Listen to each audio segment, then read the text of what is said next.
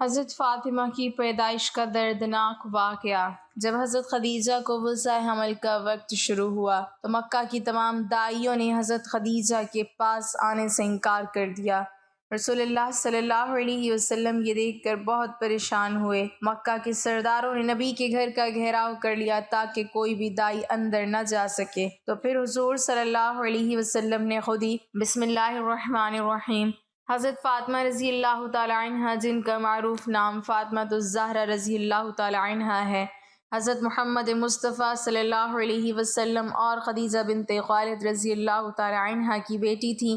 تمام مسلمانوں کے نزدیک آپ ایک برگزیدہ ہستی ہیں۔ آپ کی ولادت 20 جمادی الثانی بروز جمعہ بعثت کے 5ویں سال میں مکہ میں ہوئی۔ آپ کی شادی حضرت علی ابن ابی طالب رضی اللہ تعالی عنہ سے ہوئی، جن سے آپ کے 2 بیٹے حسن رضی اللہ تعالی عنہ اور حسین رضی اللہ تعالی عنہ، اور 2 بیٹیاں زینب رضی اللہ تعالی عنہ اور ام کلثوم رضی اللہ تعالی عنہ پیدا ہوئیں۔ آپ کی وفات اپنے والد گرامی حضرت محمد صلی اللہ علیہ وسلم کی وفات کے کچھ ماہ بعد 632 ہجری میں ہوئی۔ آپ کی تربیت خاندان رسالت میں ہوئی، جو حضرت محمد مصطفیٰ صلی اللہ علیہ وسلم، حضرت خدیجہ رضی اللہ تعالی عنہ، فاطمہ بنت اسد رضی اللہ تعالی عنہ، ام سلمہ رضی اللہ تعالی عنہ، ام الفضل رضی اللہ تعالی عنہ، حضرت محمد صلی اللہ علیہ وسلم کے چچا عباس کی زوجہ ام ہانی رضی اللہ تعالی عنہ، حضرت ابو طالب کی ہمشیرہ اسماء بنت امیس رضی اللہ تعالی عنہ، زوجہ جعفر تیار رضی اللہ تعالی عنہ، صفیہ بنت حمزہ رضی اللہ تعالی عنہ وغیرہ نے مختلف اوقات میں کی۔ حضرت خدیجہ رضی اللہ تعالی عنہ کے انتقال کے بعد حضرت محمد صلی اللہ علیہ وسلم نے ان کی تربیت و پرورش کے لیے فاطمہ بنت اسد رضی اللہ تعالی عنہ کا انتخاب کیا۔ جب ان کا بھی انتقال ہو گیا تو اس وقت حضرت محمد صلی اللہ علیہ وسلم نے حضرت ام سلمہ رضی اللہ تعالی عنہ کو ان کی تربیت کی ذمہ داری دی۔ بعض روایات کے مطابق حضور صلی اللہ علیہ وسلم نے حضرت علی رضی اللہ تعالی عنہ سے فرمایا کہ اے علی، خدا کا حکم ہے کہ میں فاطمہ کی شادی تم سے کر دوں، کیا تمہیں منظور ہے؟ انہوں نے کہا ہاں، چنانچہ شادی ہو گئی۔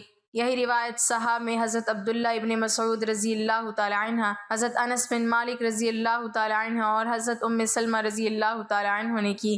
ایک اور روایت میں حضرت عبداللہ بن مسعود رضی اللہ تعالی عنہ سے مروی ہے کہ رسول اللہ صلی اللہ علیہ وسلم نے فرمایا، اللہ نے مجھے حکم فرمایا ہے کہ میں فاطمہ رضی اللہ تعالی عنہ کا نکاح علی رضی اللہ تعالی عنہ سے کر دوں۔ بعض روایات کے مطابق حضرت علی رضی اللہ تعالی عنہ نے خود خواہش کا اظہار فرمایا تو خود نے قبول فرما لیا، تو حضور نے قبول فرما لیا اور کہا مرحباً واہلاً۔ نکاح کے کچھ ماہ بعد یکم ذی الحجہ کو آپ رضی اللہ تعالی عنہ کی رخصتی ہوئی۔ رخصتی کے جلوس میں حضرت فاطمہ رضی اللہ تعالی عنہ عشب نامی ناکہ پر سوار ہوئیں، جس کے ساربان حضرت سلمان فارسی رضی اللہ تعالی عنہ تھے۔ ازواج مطہرات جلوس کے آگے آگے تھی۔ بنی ہاشم ننگی تلواریں لیے جلوس کے ساتھ تھے۔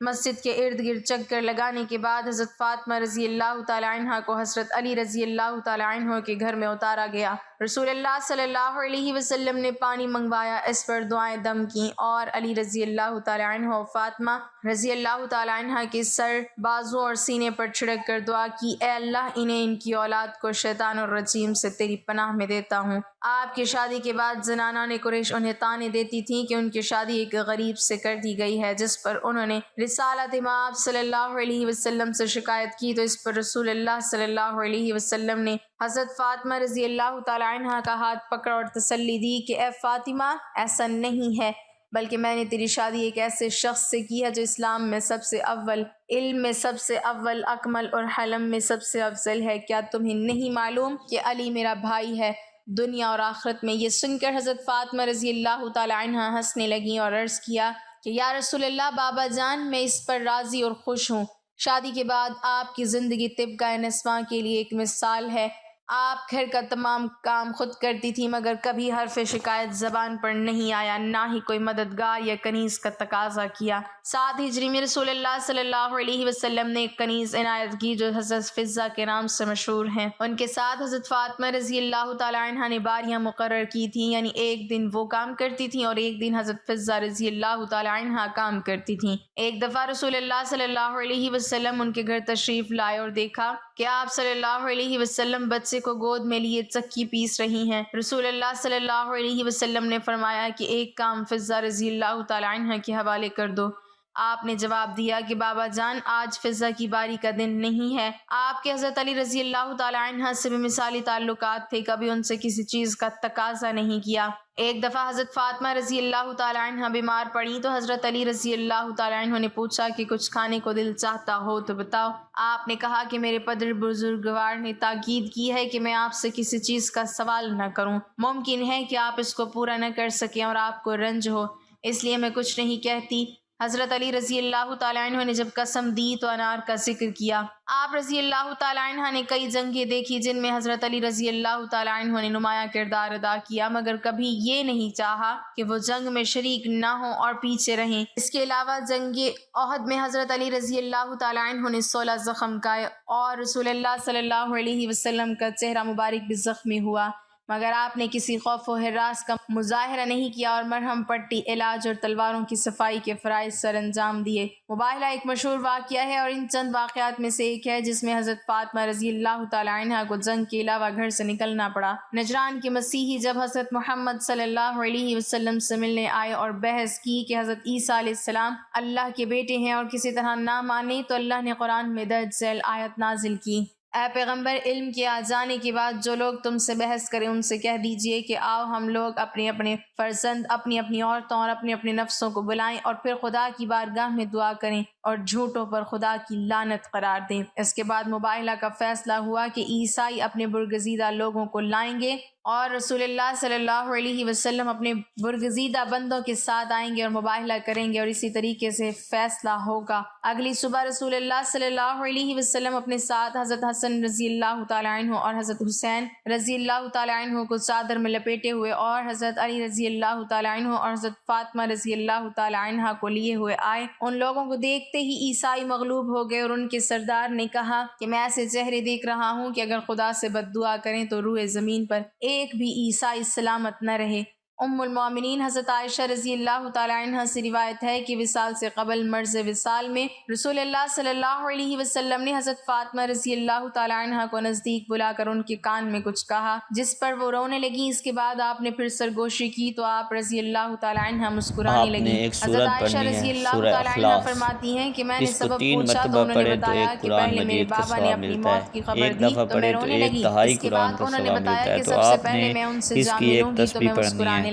حضرت حذیفہ رضی اللہ تعالی عنہ بیان کرتے ہیں کہ رسول اللہ صلی اللہ علیہ وسلم نے فرمایا کہ ایک فرشتہ جو اس رات سے پہلے زمین پر نہ اترا تھا، اسے اپنے پروردگار سے اجازت مانگی کہ مجھے سلام کرنے حاضر ہو اور یہ خوشخبری دے دو کہ فاطمہ رضی اللہ تعالی عنہ اہل جنت کی تمام عورتوں کی سردار ہے اور حسن رضی اللہ تعالی عنہ، حسین رضی اللہ تعالی عنہ جنت کی تمام جوانوں کی سردار ہیں۔ حضرت مصور بن مخرمہ رضی اللہ تعالی عنہ سے روایت ہے کہ رسول اللہ صلی اللہ علیہ وسلم نے فرمایا: فاطمہ میری جان کا حصہ ہے، بس جس نے اسے ناراض کیا اس نے مجھے ناراض کیا۔ حضرت عبداللہ بن زبیر رضی اللہ تعالی عنہ بیان فرماتے ہیں کہ رسول اللہ صلی اللہ علیہ وسلم نے فرمایا: بے شک فاطمہ رضی اللہ تعالی عنہ میری جان کا حصہ ہے، اسے تکلیف دینے والی چیز مجھے تکلیف دیتی ہے اور اسے مشقت میں ڈالنے والا مجھے مشقت میں ڈالتا ہے۔ حضرت ابو حنظلہ رضی اللہ تعالی عنہ سے روایت ہے کہ رسول اللہ صلی اللہ علیہ وسلم نے فرمایا: بے شک فاطمہ رضی اللہ تعالی عنہ میری جان کا حصہ ہے، جس نے اسے ستایا اس نے مجھے ستایا۔ حضور صلی اللہ علیہ وسلم کے آزاد کردہ غلام حضرت ثعبان رضی اللہ تعالی عنہ نے فرمایا کہ حضور صلی اللہ علیہ وسلم جب سفر کا ارادہ کرتے تو اپنے اہل و عیال میں سے سب کے بعد جس سے گفتگو فرما کر سفر پر روانہ ہوتے وہ حضرت فاطمہ رضی اللہ تعالی عنہ ہوتی اور سفر سے واپسی پر سب سے پہلے جس کے پاس تشریف لاتے وہ بھی حضرت فاطمہ رضی اللہ تعالی عنہ ہوتی۔ ایک اور مشہور حدیث جو حدیث قصہ کے نام سے معروف ہے کے مطابق حضور صلی اللہ علیہ وسلم نے ایک یمنی چادر کے نیچے حضرت فاطمہ، حضرت علی رضی اللہ تعالی عنہ، حضرت حسین، حسن رضی اللہ تعالی عنہ کو اکٹھا کیا اور فرمایا کہ بے شک اللہ چاہتا ہے کہ اے میرے اہل بیت تجھ سے رجس کو دور کرے اور ایسے پاک کرے جیسا پاک کرنے کا حق ہے۔ دنیا کی سب سے پاک باز خاتون سیدہ فاطمہ رضی اللہ تعالی عنہ کی پیدائش کے وقت کیوں مکہ کی تمام دائیوں نے حضرت خدیجہ رضی اللہ تعالی عنہ کو اکیلا چھوڑ دیا تھا؟ درد زا کے دوران کیوں حضرت خدیجہ کو اکیلا چھوڑ دیا گیا؟ سید النساء العالمین حضرت فاطمہ رضی اللہ تعالی عنہ کی پیدائش کے وقت کیوں مکہ کے سرداروں نے حضور اکرم صلی اللہ علیہ وسلم کے گھر کا گھیراؤ کیا؟ روایت ہے کہ جب کامیاب تجارتی سفر کر کے رسول اللہ صلی اللہ علیہ وسلم مکہ واپس لوٹے تو حضرت سیدہ خدیجہ نے آپ صلی اللہ علیہ وسلم کو نکاح کا پیغام بھجوا دیا۔ تو رسول اللہ صلی اللہ علیہ وسلم نے سب سے پہلے اس پیغام کا ذکر اپنے محبوب چچا حضرت ابو طالب سے کیا اور اس کے بعد باقی چچاؤں کو بتایا۔ سب نے اسی بات پر اتفاق کیا کہ اس شادی کے پیغام کو قبول کر لینا چاہیے۔ پھر وہ مبارک دن بھی آ گیا کہ جب اللہ کے پیارے رسول کی شادی کی تقریب حضرت خدیجہ کے گھر ہوئی۔ وہاں حضرت خدیجہ کے رشتہ دار عمرو بن اسد اور ورقہ بن نوفل وغیرہ موجود تھے۔ حضور کے چچا حضرت ابو طالب نے نکاح کا خطبہ پڑھا اور حضرت خدیجہ کی طرف سے ورقہ بن نوفل نے جوابی کلمات کہے۔ بے شک حضرت خدیجہ مکہ کی بہت با اثر خواتین میں شامل تھی، لیکن اس نکاح کے بعد جب رسول اللہ صلی اللہ علیہ وسلم نے تبلیغ حق کا پیغام دینا شروع کیا تو مکہ کی خواتین نے حضرت خدیجہ کا بھی بائیکاٹ کر دیا اور ساری عورتیں یوں طعنہ دینے لگیں، خدیجہ نے ایک تنگ دست اور یتیم جوان سے شادی کر کے اپنی شخصیت گرا دی ہے۔ اس لیے اس شادی کے واقعے کے بعد مکہ کی سردار اور امیر عورتوں نے حضرت خدیجہ کی طرف آنا کم کر دیا۔ شب معراج کی رات جب حضور اکرم جنت سے گزرے تو حضرت جبرائیل علیہ السلام نے آپ صلی اللہ علیہ وسلم کو درخت طوبہ کا میوہ پیش کیا۔ جب پیغمبر زمین پر واپس آئے تو اسی میوے سے حضرت فاطمہ کی ولادت کا عمل شروع ہوا۔ اگرچہ معراج مکہ کے آخری ایام میں ہوئی، لیکن مفسرین نے لکھا ہے کہ معراج بھی نبی مکرم کو کئی دفعہ ہوئی، جیسا کہ بہت سی احادیث میں ہمیں یہ ملتا ہے کہ نبی کریم اپنی لاڈلی حضرت فاطمہ کو بہت بوسہ دیا کرتے تھے۔ ایک دن آپ کی زوجہ نے سوال کیا کہ آپ فاطمہ کو اتنا چومتے کیوں ہیں؟ تو نبی مکرم صلی اللہ علیہ وسلم نے فرمایا، میں جب بھی فاطمہ کو بوسہ دیتا ہوں تو مجھے اس میں سے جنت کی خوشبو محسوس ہوتی ہے۔ اس حدیث کو امام بخاری، امام سیوطی، امام طبری کے ساتھ ساتھ تقریباً تمام حدیث کتب میں بیان کیا گیا ہے۔ عظیم مولود نے پاک بہشتی میووں پر مشتمل غذا کے زیر اثر نبی آخر الزماں جیسے والد اور حضرت خدیجہ جیسی پرہیزگار والدہ سے 20 جمادی الثانی کو دنیا میں قدم رکھا۔ آپ سورہ کوثر کی تفسیر بن کر آئیں کہ جس سے مخالفین کے طعنے اور مذمتیں ناکام ہو گئیں۔ چنانچہ پیدائش کا واقعہ امام طبری نے ذخائر العقبہ میں کچھ اس طرح نقل کیا ہے کہ جب سے نبی مکرم سے حضرت خدیجہ نے نکاح فرمایا تو مکہ کی تمام عورتیں آپ کے خلاف ہو گئیں اور کسی بھی موقع پر آپ کا ساتھ نہ دیتی تھیں۔ جب حضرت فاطمہ کی پیدائش کا وقت شروع ہوا اور وضع حمل کا وقت قریب آیا تو قریش کی خواتین کو پیغام بھیجا گیا کہ وہ اس تکلیف دہ عمل میں مدد کے لیے حضرت خدیجہ کے پاس تشریف لائیں۔ اب یہی وہ موقع تھا کہ مکہ کی عورتیں کہنے لگیں کہ تم نے ہماری بات نہیں مانی اور ایک غریب یتیم سے عقد کیا، اب اسی سے کہو کہ تمہارے لیے دائی کا بندوبست کرے، ہم تو ہرگز مدد کو نہ آئیں گی۔ حضرت خدیجہ نے جب یہ سنا تو بہت غمگین ہوئی۔ مکہ میں فوراً خبر پھیل گئی تو مکہ کے مشرکوں نے حضور اکرم صلی اللہ علیہ وسلم کے گھر کا گھیراؤ کر لیا کہ آج کسی کو بھی حضرت خدیجہ کے پاس اندر نہیں جانے دیا جائے گا۔ خیر، وضع حمل کا سخت وقت کا آغاز ہوتا ہے اور حضرت خدیجہ اکیلی ہیں اور کوئی معاون نہ ہے۔ آپ کے دل کی دھڑکنیں تیز تر ہوتی گئیں اور لوگوں کی سرد مہری آپ کے لیے معذب تکلیف تھی۔ اچانک آپ کی روح کے افق میں ایک روشنی پیدا ہوئی۔ آنکھیں کھولی تو 4 خواتین کو اپنے نزدیک پایا، بہت پریشان ہوئیں۔ ان میں سے ایک خاتون کہنے لگی کہ پریشان نہ ہوں، ہمیں آج آپ کی مدد کے لیے بھیجا گیا ہے۔ یہ خواتین حضرت فاطمہ کی ولادت تک حضرت خدیجہ کے ساتھ رہیں۔ حضرت فاطمہ کی پیدائش کے بعد جب اس واقعے کا ذکر حضرت خدیجہ نے حضور اکرم صلی اللہ علیہ وسلم سے کیا تو نبی مکرم صلی اللہ علیہ وسلم نے فرمایا کہ وہ عورتیں فرعون کی بیوی آسیہ، مریم بنت عمران، سارہ، موسیٰ بن عمران کی بیٹی کلثوم تھی۔ جب حضرت فاطمہ کی ولادت ہوئی تو اللہ تعالیٰ کے حکم سے 10 جنتی حوریں حضرت فاطمہ کے پاس آب کوثر کا پانی اور جنت سے عمدہ لباس لے کر حاضر ہوئیں۔ ان حوروں نے حضرت فاطمہ کو آب کوثر کے پانی سے غسل دے کر جنت کے لباس میں لپیٹ دیا تھا۔ اس وقت اچانک آسمان پر ایسا نور روشن ہوا کہ ایسا نور فرشتوں نے بھی کبھی نہیں دیکھا تھا۔